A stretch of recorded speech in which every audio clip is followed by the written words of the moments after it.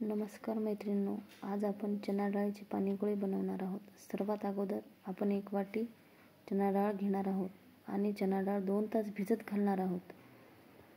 आता डाळ भिजलेली आहे। आता डाळीतले पाणी काढून घेऊ।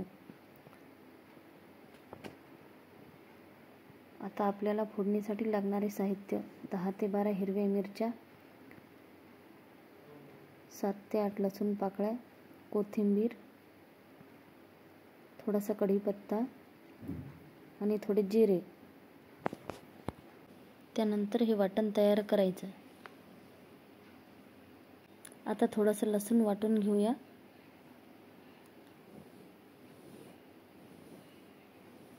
आपली कढई तापलेली आहे। थोडंसं तेल घालूया कढईत।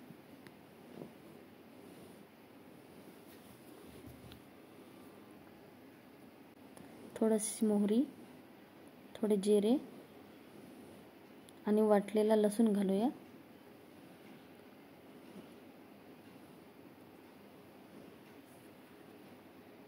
त्यानंतर आपण तयार केलेलं वाटण घालूया।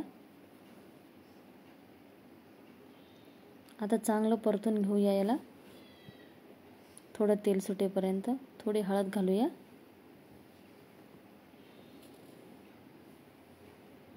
त्यानंतर आपण कढईमध्ये पाणी घालूया।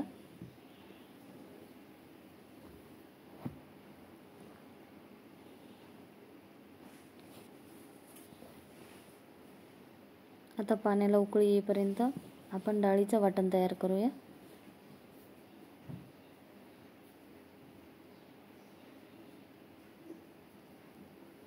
हे डाळीचं वाटण तयार झालेलं आहे। यात थोडं मीठ घालायचं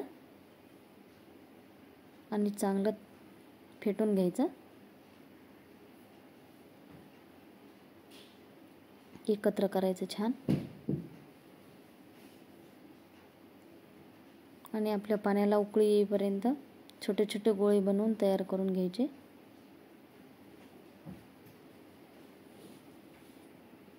आपले गोळे तयार झालेले आहेत। पाण्यामध्ये थोडं मीठ घालू आणि त्यात गोळे सोडू। आता